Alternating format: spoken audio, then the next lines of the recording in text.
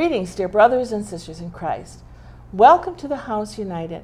I am your host, Mary Katherine May.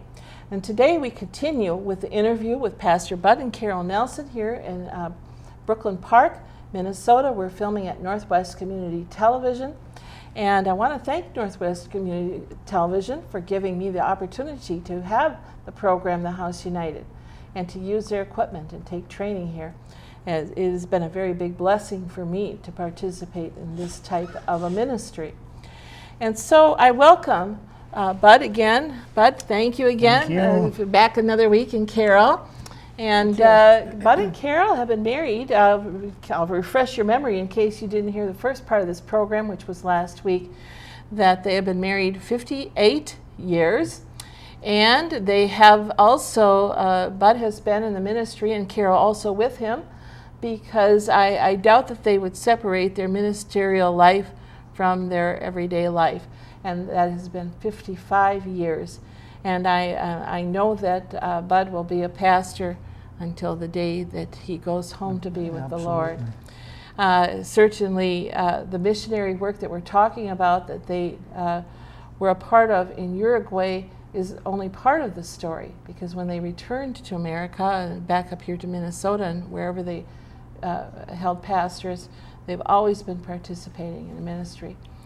So last week we talked about your years in getting to know each other and training. And when we left last week, you were down in Central America studying Spanish intensively for 1 year.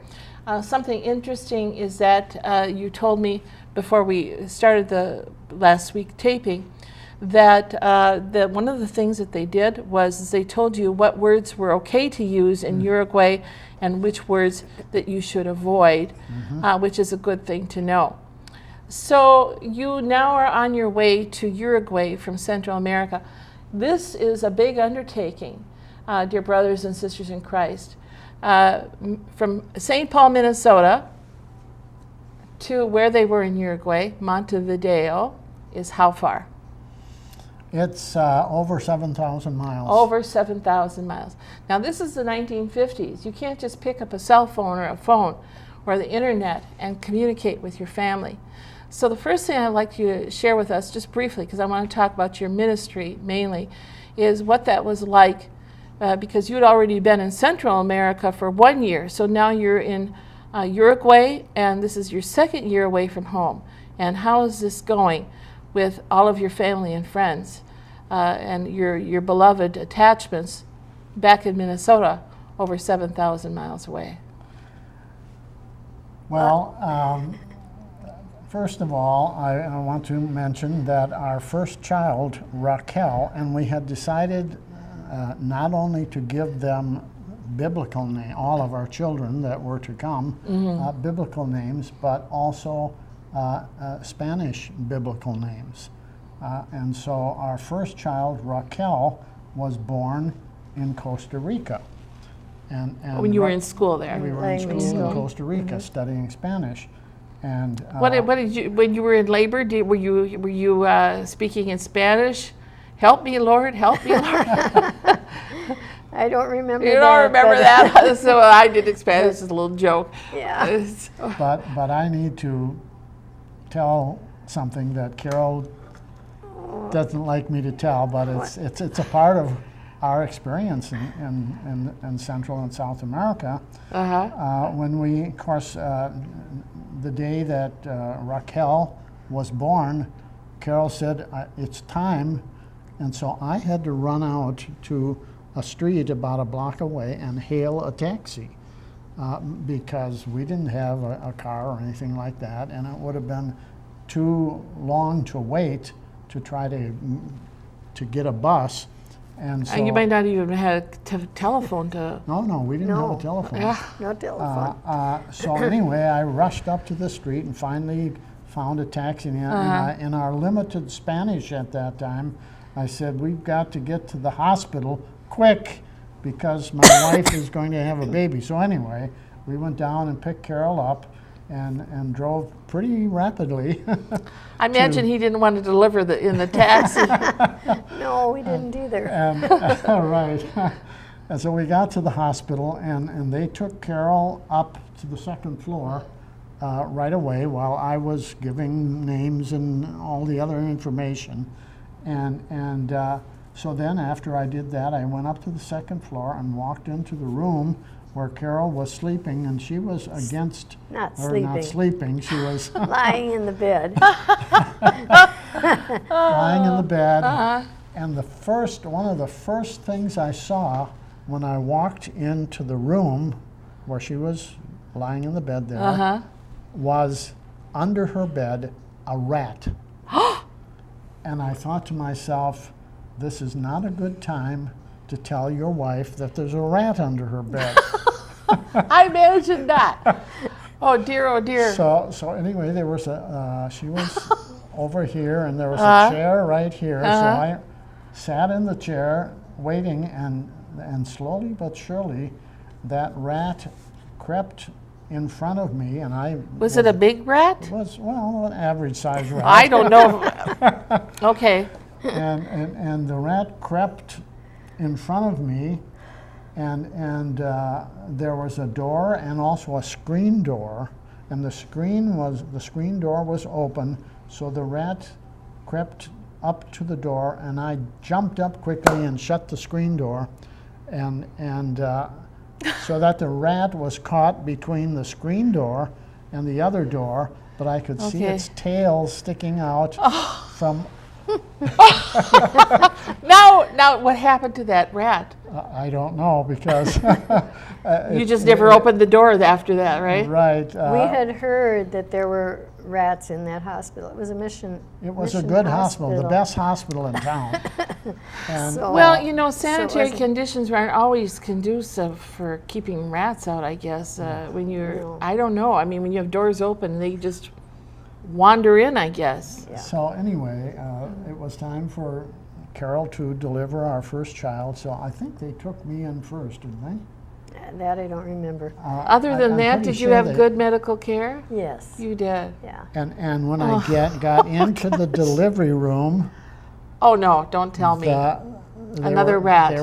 there were two nurses in there with fly swatters, killing the flies in the delivery room.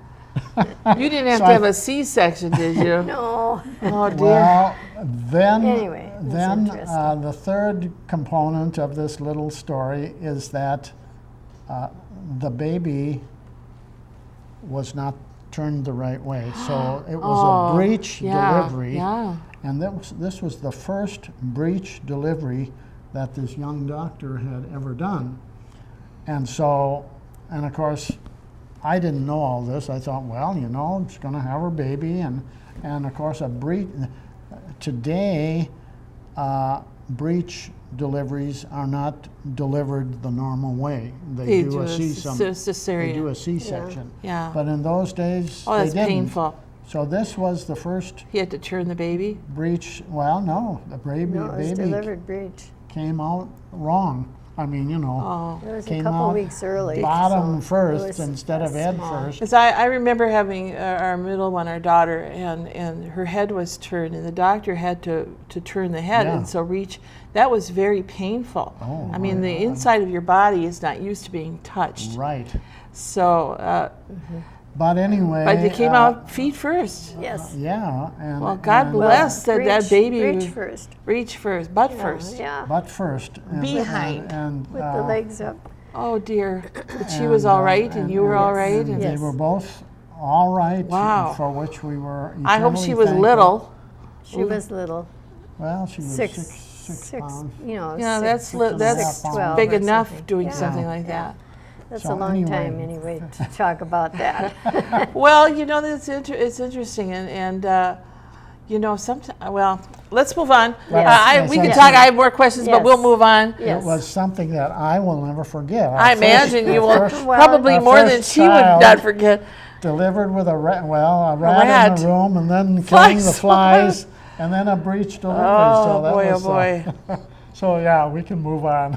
Wow, was the second one better? Was it Yes. a different Oh, yeah. It was. situation? Much better. Yes. We were in Montevideo by that time, and So, Uruguay. Uruguay, is a little different than many South American countries. Uruguay is predominantly Catholic, white, European. Yes. A lot of European immigrants, very Roman Catholic.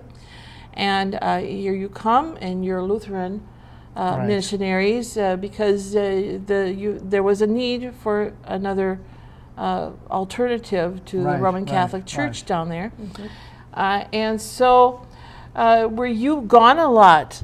Not really, not really. You know, so Carol had to fend for herself at home with the... No, I was gone a few times, but most of the time I was in Montevideo, living in the house. The mission board had purchased a large, very nice house in Montevideo, and the lower level was used primarily for worship services and for Sunday school, and there was a room where the women's group would meet, and where the men's group would meet, and where the youth would meet, and and the Sunday school, right?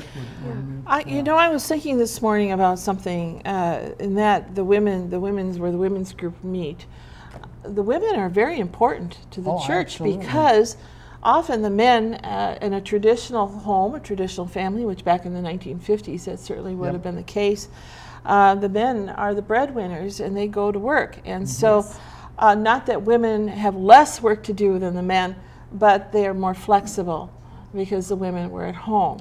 Yes. So you were more flexible to do the work, the needed fundraising, the different work of the church that might need to be done, the communicating, the message sending and whatever. I would think that would be part of it. And of course, you said at one point, now Carol actually played a pump organ with her feet, you know, and they're directed to choir because when you're there, you have to fill in and do what's necessary Exactly. to get the job done. And what did you find when you went then to Montevideo and were working in this church? What did you find? And last week we talked about this scripture verse from 1 Corinthians 3 about one person waters and another person cultivates, but God is the one that gives the growth. And what did you find, and what about the successes that you have in the mission field? Do you measure them, you know, great big successes, huge miracles, or, you know, how do you measure what you've done in relation to everything else that's going on? Well,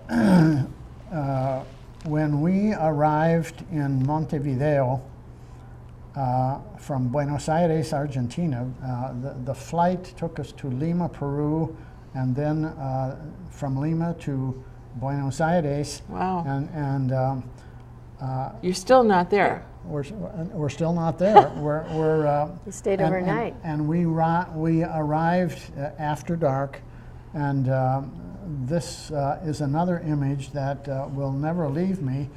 We looked out the window, and here was this enormous city. You could see lights. You know, you couldn't see the end of them. Oh. Buenos Aires, even at that time, was huge. was 12 million people. Oh. It's a huge. Did they have the big Jesus back at that time? Oh yes. That was up in Well, That's that's in. in Oh, that's in Brazil. Argentina. That's in Brazil. Oh, in Brazil. That's in Brazil, Excuse me. right. That's I'm all right. geographically challenged. So, anyways, it was still 12 million people at that 12 time. million people, and I was Wow. very impressed as I looked out the window and I saw this huge, enormous city. And then, of course, we landed, and it was at night, and our flight to, and we always called it Uruguay because that's the way it's I was going to ask you how they pronounce it. pronounced Uruguay. Uruguay in Spanish. And so we stayed overnight in a hotel and then went to the airport, of course, the next day to wait for our flight. And lo and behold, our flight from Buenos Aires to Montevideo was in a seaplane. So we had to go down to the river, river, actually it's the River Plate estuary, and an estuary it was like 40 miles wide. So, and here we went down and we got on this seaplane, and then in due time the plane took off, And it was less than a half an hour, wasn't it? It's just Flight a short time. to Is Montevideo by the ocean then? It is. It's It's, Well, a big part of the it's coast. it's on the River Plate. it's on the River Plate, but Okay. part of it is, The ocean is quite a ways away. yeah. So now you're and in so- Montevideo and you go for your first day of ministry.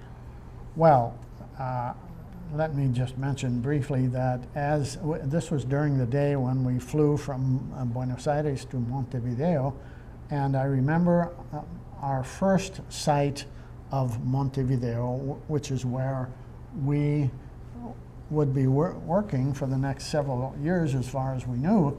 And Montevideo is not a village either. It's a city, even at that time, a city of 1 million people. Oh, So here was another big city. It wasn't like Buenos Aires, but we landed and we were met by the senior missionaries on the field who were there at that time, and they took us to a hotel in downtown Montevideo because we didn't have any other place to stay at that time, and so we spent a few days in that hotel, and no rats. I'm sorry. No. No. And then it became necessary for us to run around in the city of Montevideo trying to find an apartment to live in, which we did for several days. And we finally found this apartment, a very nice apartment, which was just a couple of blocks from one of the main beaches of Montevideo, and Montevideo was known for its beautiful beaches. And so here we were in a part of the city called Malvin, and we communicated, negotiated with a young couple who were the owners of the apartment, and he and she were going over to Europe to study for a year. We could get I imagine, along. We could get well, along. you need to fit in with the flow of the things in Right, the culture. And I mean, right. you start to think in Spanish. Oh, yes. Yep, Also. Yep. And I don't know, do you want to add anything about our first days in Uruguay? Well, just that we had a baby because our daughter was born just before we left, 2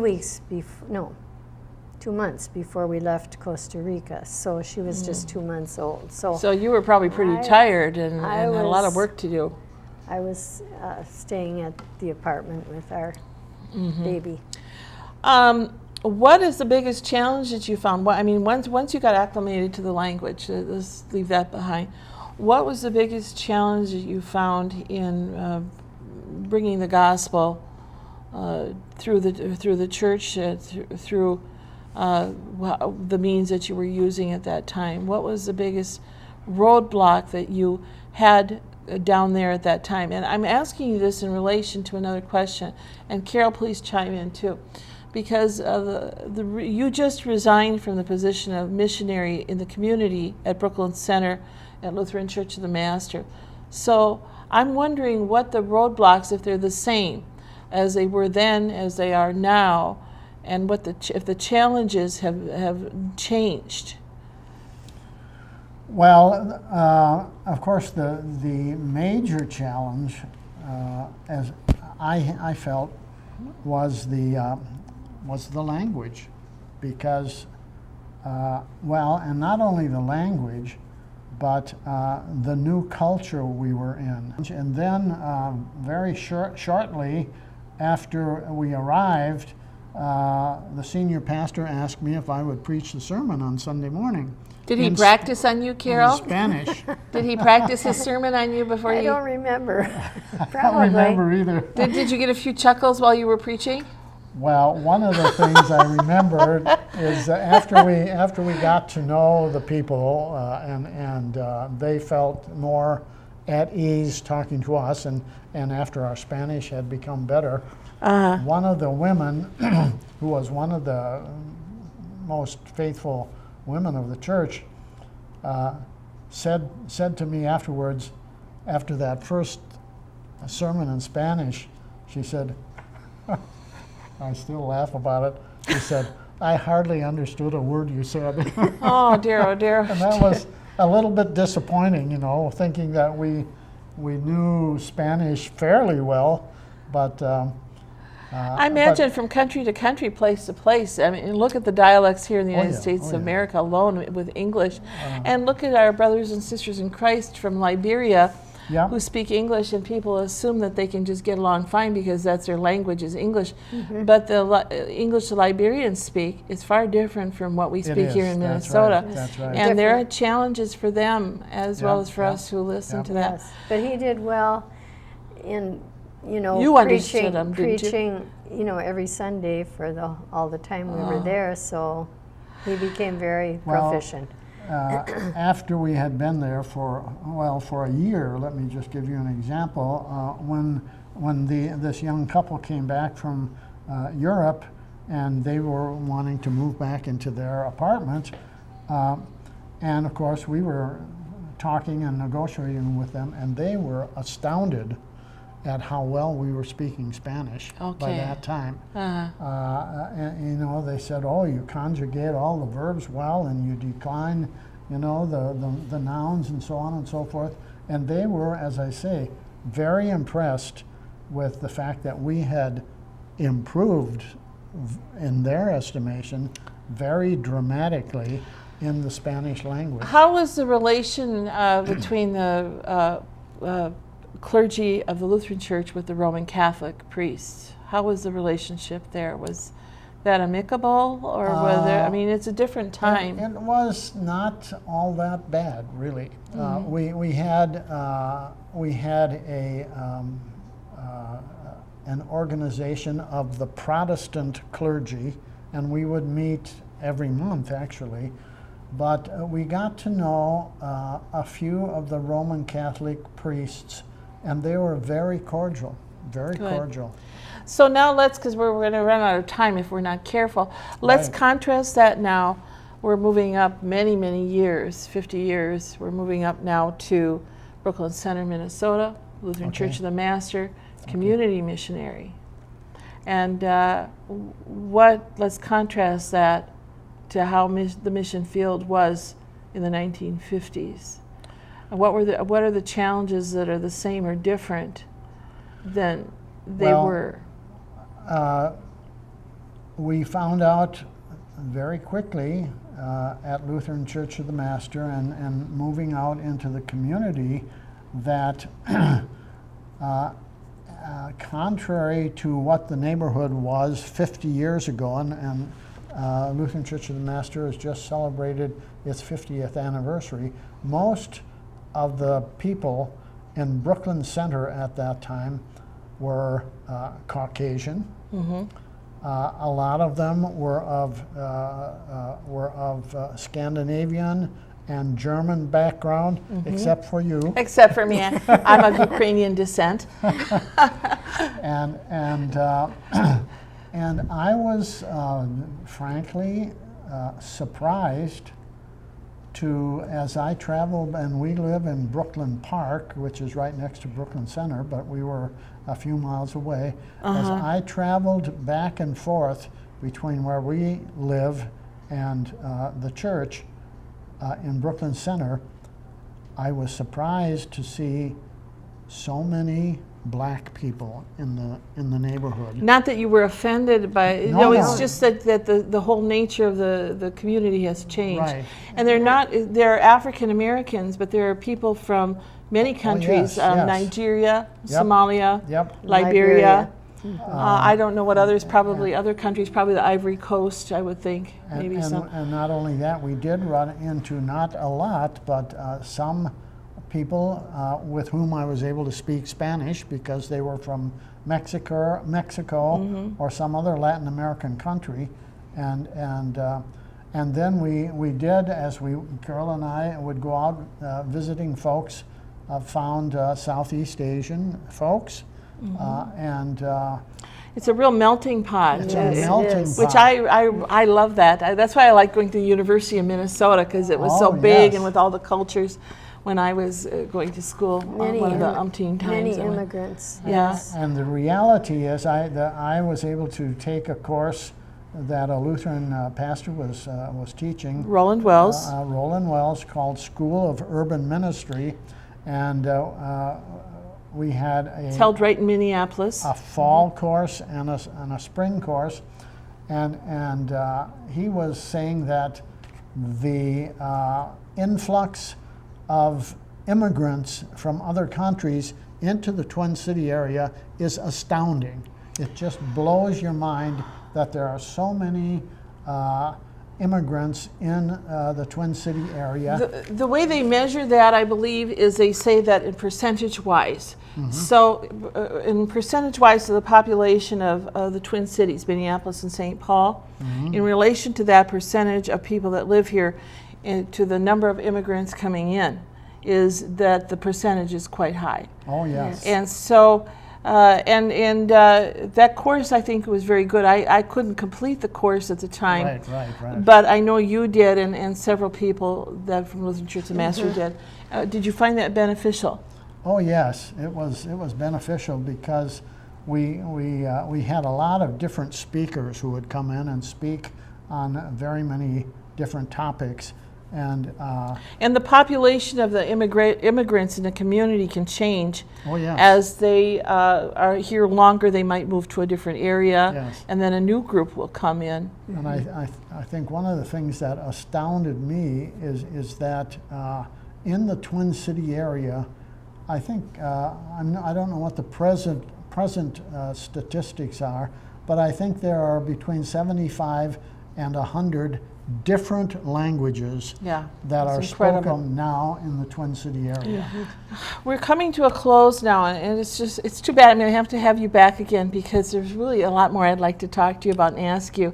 We got to the end of your ministry in the beginning, but we didn't fill in between. One of the places Bud was ministering was at Bethel, which was in North Minneapolis. Minneapolis, And right. I also worked, and my husband grew up at St. Mark's in North Minneapolis, so we have some Oh, roots there really? too. Oh. Carol, is there anything you'd like to share with us before our time comes to a close? Well, we had two of our children born in Uruguay, one in the States, in St. Paul when we were back on furlough. And then, of course, our daughter that was born in Costa Rica. So much of my time was spent with the children. And they were young, there. at young Yes, years, and yes. they needed that. How about you, Bud? Anything else you'd like to add in our last little bit here? What was I thinking about now? I remember when we came back for I think it was for the final time, and Carol had a good friend who was a teacher in Minneapolis, and she had a Spanish teacher, and she had asked if our two girls could come to one of her classes and just kind of play a little bit, but only in Spanish, which they did. And the other kids in the class were so amazed that these kids, That look Swedish and Norwegian? they had bright blonde hair. I mean, they were really blonde. White, almost. White, almost. Yeah. And here they were playing in Spanish. Spanish. And of course, the kids, grow up speaking Spanish flawlessly. I mean, without accent. We always had an accent and still do. But the kids spoke fluent Spanish. Right, I imagine. Without any accent at all. I have to draw us to a close, and I want to thank you so Absolutely. much, and I hope you will come welcome. back again another time and share again.